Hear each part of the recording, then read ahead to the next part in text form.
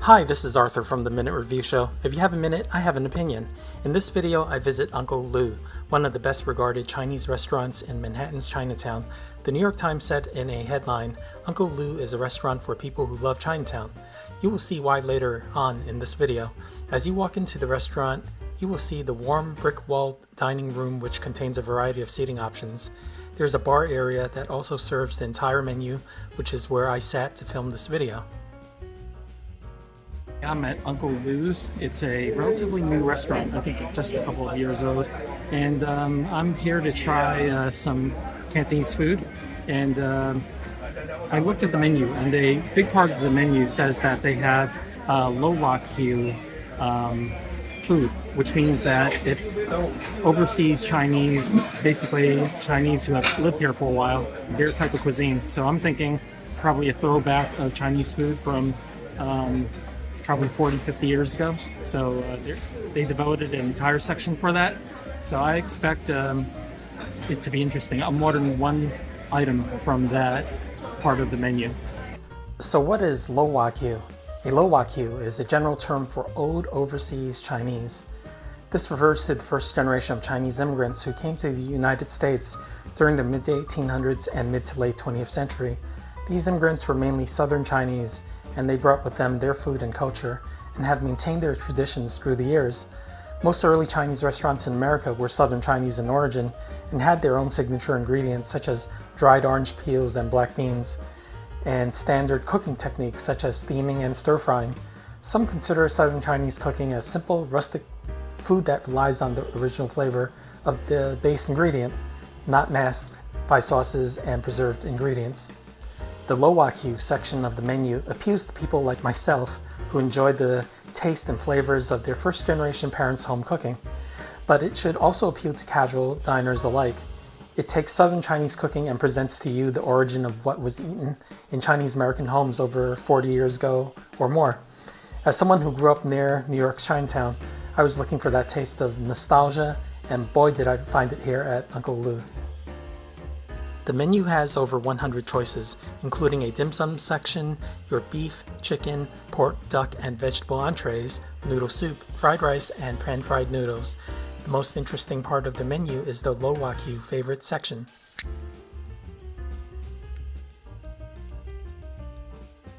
Next dish we have is the sweet and sour pork, and it looks very standard. There's a good amount of it, and once again it's under $20. And there are pieces of pineapple here and some onions. I'm going to try the sweet and sour pork for the first time, and here it goes.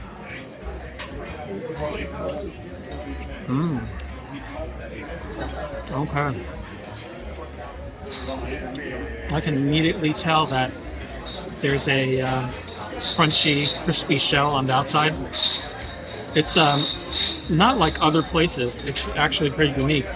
I can actually feel the shell in my mouth. The sweet and sour sauce is pretty much standard, but it's very good. There's an equal balance of sweet and sour, and the pork is very tender. I don't detect any bones. I don't think there's any bones in this dish, but because it's not sweet and sour ribs, but it's actually pretty good. I like it. Okay, I had 3 pieces of the sweet and sour pork till now, and I have to say, I think they're using roast pork meat to make the sweet and sour pork. You could really tell that it's good because this particular meat, it has a lot of fat in it. That's what the Chinese roast pork is made of, and I think they're using the same type of meat. And I have to say, this is one of the best sweet and sour porks I've had. I must add that the sweet and sour pork came in a generous portion, a huge thumbs up. Next, we ordered the seafood pan-fried noodles. Okay, let's take a look at the seafood fried noodle. There seems to be some broccoli, some squid, and various vegetables, snow peas. We have a shrimp here, and yeah, that's basically it. It's a basic dish, and it's for under $20. Okay, now I'm going to try the seafood noodle, and I can detect that it's very saucy, but there's part of it that's not so saucy, but I just haven't mixed it up. But this is what it looks like. It's nice and hot. These are egg noodles.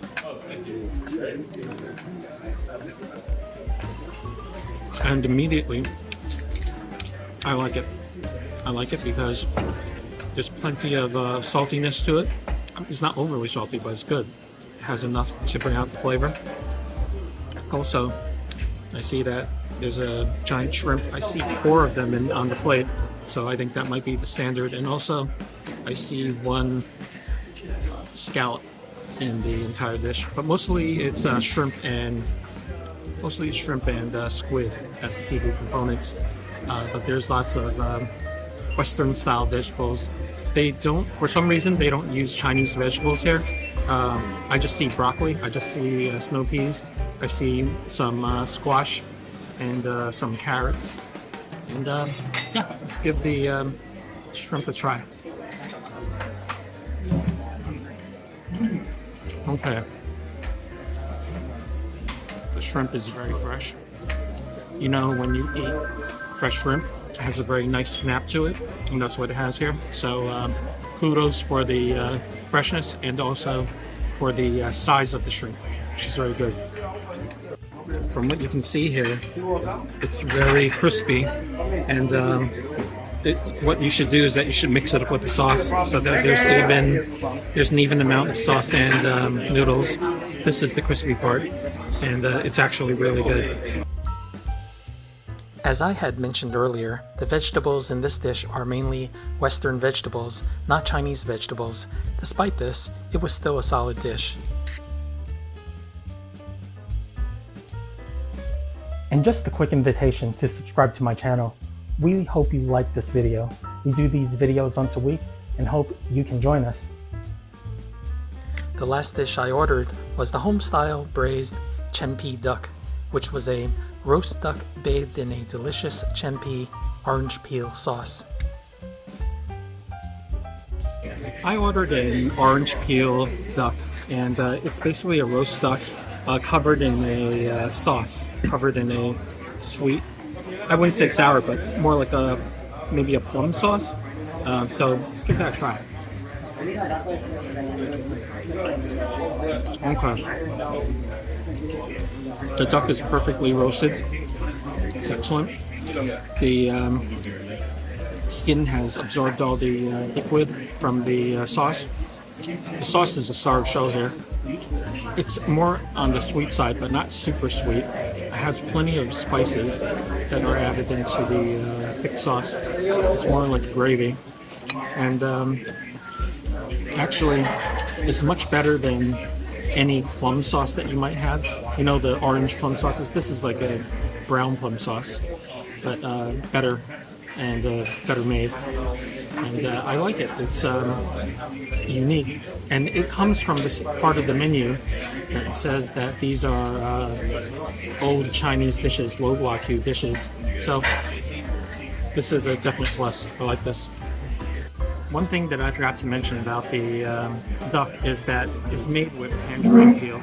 You can taste the tangerine peel. It's in Chinese it's called tempeh, and basically these tangerine peels could be dried for over a decade, even 10 years, some even 20 years, and it's supposed to make the flavor really concentrated and really strong.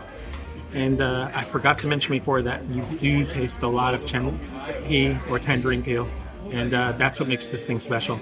And I guess that's what makes it a old Chinese favorite. Here's the final look at what I ordered, and keep watching for a blooper at the end of the video. Okay, what can I say about this meal? This meal was absolutely great. I would say that from the 3 dishes that I had, the sweet and sour pork and the duck were the best. They were easily a 10 out of 10. The one that is for the seafood noodles, I would say that it's pretty good. The only criticism that I have about that is that it might be a little, even though I like salt, it may have been a bit too salty. So they could have dialed down a little bit, but all the stuff that's in the seafood noodle was excellent. Another change they could have made is to use Chinese vegetables. I think that would have been better, but maybe it's because the clientele here is a mixed clientele, so that's why they did it that way. But anyway, I could say that I did enjoy all three of the dishes, primarily the duck and the pork. In fact, I think that pork is probably one of the best I've ever had, and I had a lot of versions of that pork. Okay, so what can I say? I could say that if you haven't tried Uncle Lou's, you should come here, mainly because this is fairly true to the old taste of Chinatown. And this is Manhattan Chinatown. And if you're down here, you should come down here and get here quickly. And one other thing, if you like my videos, you can just click on check here and click on to my other videos. Thank you. The total for this meal was $67.39 before tip. The sweet and sour pork and the duck were the best. They were easily a 10 out of 10. The one that is for the thank you. The seafood noodles